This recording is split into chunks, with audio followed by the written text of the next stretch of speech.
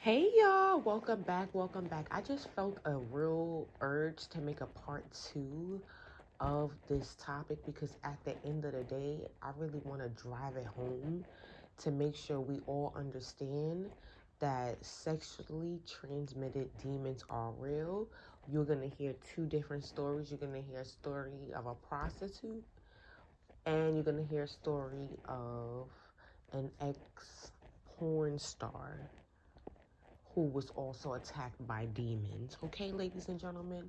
So at the end of the day, you have to protect your womb with all costs, okay? Remember, your body is your temple, okay? So let's check these out. I am Pastor Amber Davis. I saw this video of this young lady. She was a prostitute. I don't know if she's still a prostitute, but in her story, she was telling on how things come and sleep with her. Well, today I want you to watch it, and I have a couple of things that I want to share concerning this so that we can get freedom and the people of God are knowledgeable about what exactly is going on spiritually. Let's take a listen. I'm going to tell you the dangers and the regrets that this life carry. And I told my pastor this. My pastor, he's a pimp also. And he goes to the same church as me and my children father go to. We sing in the same choir. I'm not in that church anymore because I live in the mountains. But I'm going to tell you what people don't tell you about this longevity game that haunts you. And I told my pastor this. I can lay in a bed and I could be asleep and I could feel these male incubus, demonic spirits, sexual spirits coming to me, having sex with me in my sleep. Because this is what I attracted out there in the streets, living that dark life, sleeping with you, sleeping with you, sleeping with you. So I have all these demonic sexual spirits that's bottled up in one, and they come and they have sex with me. Yeah. And that is very serious. So many people are going through this and they are going through it not knowing what to do. They're thinking, we just have somebody that come and do this in their sleep and it's normal. People of God, it is not normal. I know you've probably heard about a spirit spouse, a spirit wife, or a spirit husband. What is coming to her at nighttime? What is sleeping with her? And how did it get there? And how you can be free from it. A spirit spouse is a demon. It's a demon spirit. A lot. I was in and out of children's homes, foster homes, institutions, you name it. I hung out with bad kids. Boys were always getting me into trouble.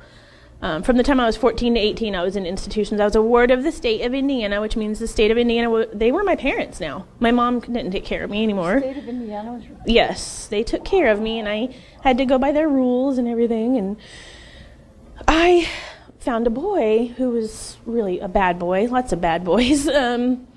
He was in Florida, so I decided at 15 to hitchhike by myself down to Florida to find him because I loved him. In a semi-truck. In a semi-truck, and I had a trucker who was old enough to be my dad rape me and pose as my father when we'd go out in public, and he did rape me. And at the time, it was just, but now I was sex trafficked.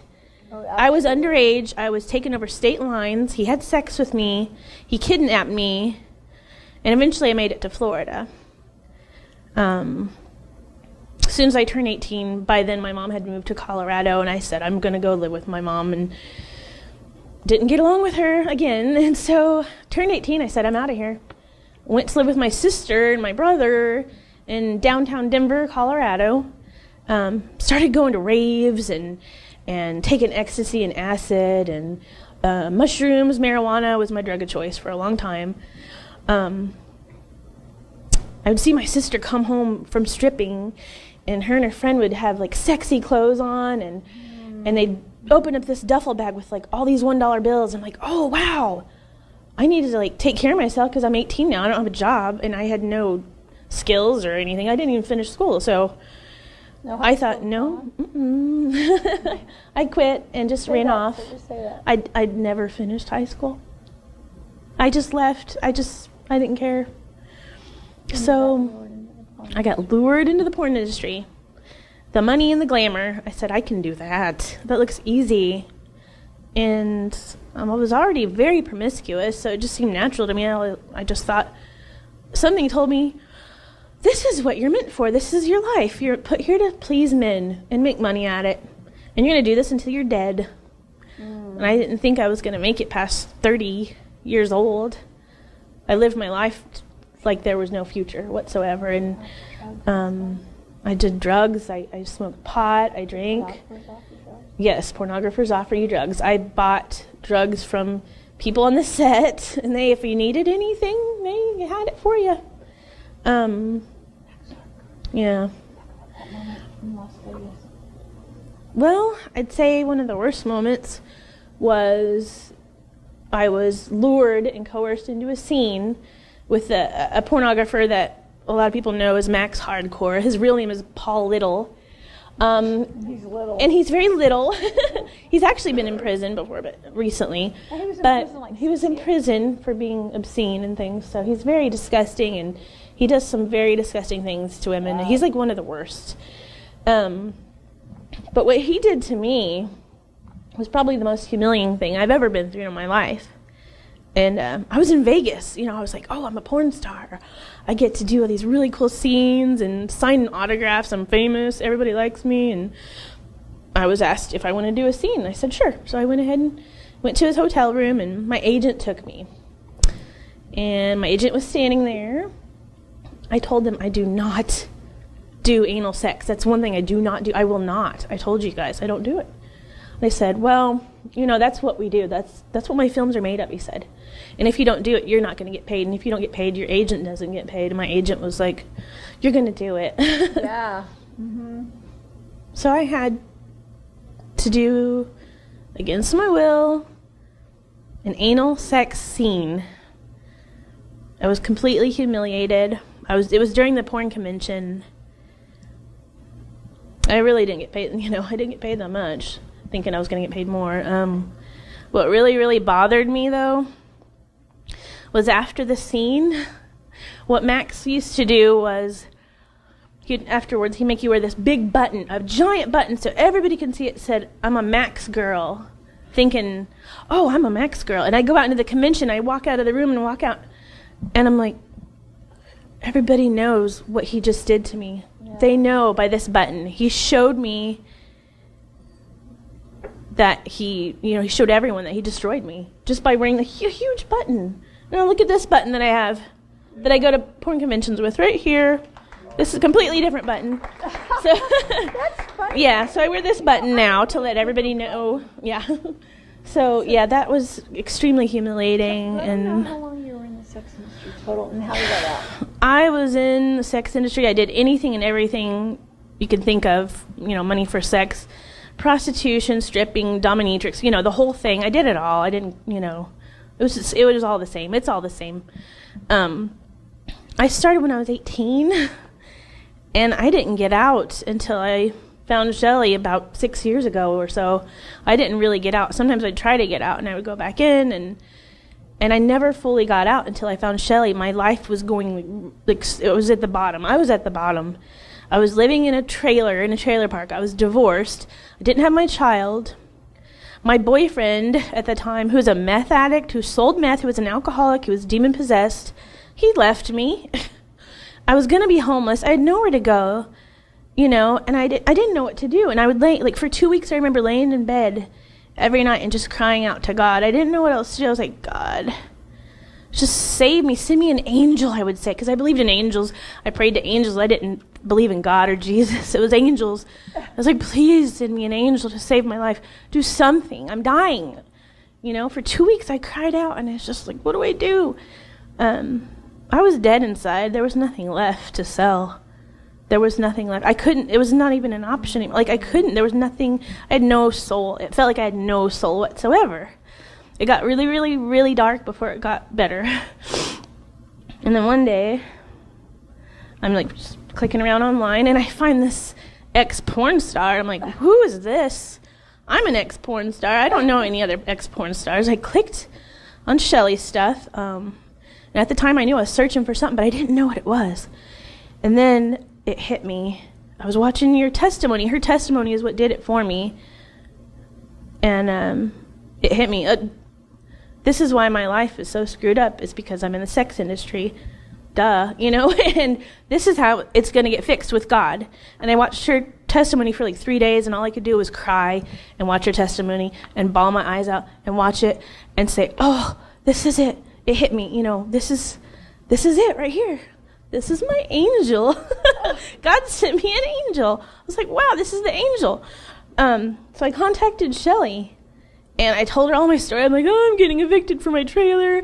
I'm homeless. I'm divorced. I'm using my porn name to sell myself as a prostitute at this point because it helps you make money. Didn't have my child. Everything was bad. I mean, it was the worst. It got really bad. And God smacked me and said, you're going to stop doing this now. Not tomorrow, not 2 weeks from now. You're done now. You're done completely. And he smacked me, And of course, Shelly said, yeah, you're ready to get out. You're done. I'll help you. And she helped me. Started going to church. My older sister, who was in a New Age cult, who was a psychic, started going to church. And then I started going to church, too. So one day she called me and she said, I'm going to try this Jesus thing for a while. Everything was going really bad. And she's like, I'll let you know how it works out. I'm like, yeah, let me know how that works out. I don't know what else to do. We're reading all these secret books, The Secret, all this New Age stuff. And then she got saved and baptized. And I was living with my sister for a while on her couch. All my stuff was in storage. I had nowhere to go. Staying with my sister. It was wonderful. It was a healing time. It was like boot camp. One night I was crying because I was upset with God. I was angry with God. I started crying out, and I had just read this little book. It was by, I can't remember the guy's name. He was a Jew, and he became a Christian. I can't remember his name right now. It was a little tiny book, and it was called If You're There, God, Show Me. So I was praying, and I was yelling. I was like, I hate you, God. I have to sleep on this couch, and I don't have a job. I don't have anywhere to live, and I hate you. Why are you putting me through this? I just want to die. Like, every day when I woke up, I just wanted to die. I'm like, why am I still alive? Why are you doing this to me? So I said, if you're there, God, show me. And I thought, oh, he's going to send an angel, la, la, la. Beautiful things were going to happen. And as soon as I said, if you're there, God, show me, boom, it hit me. Demons visited me. God showed me that he was there by stepping back and showing me what it would be like if he wasn't. This is what he's saving me from.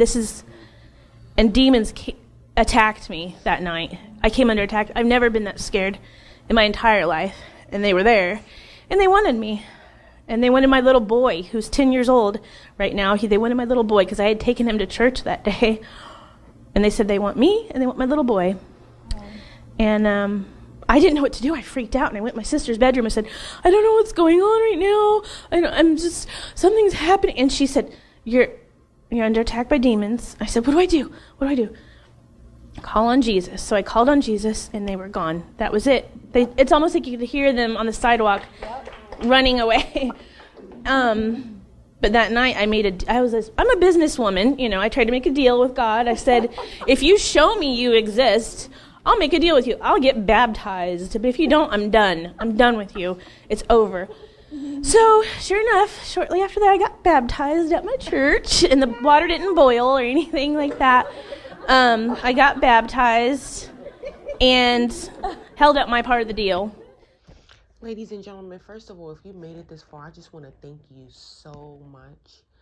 I really definitely appreciate your support. And at the end of the day, I want you to definitely be safe, because it's not just the physical world. The spiritual world is real.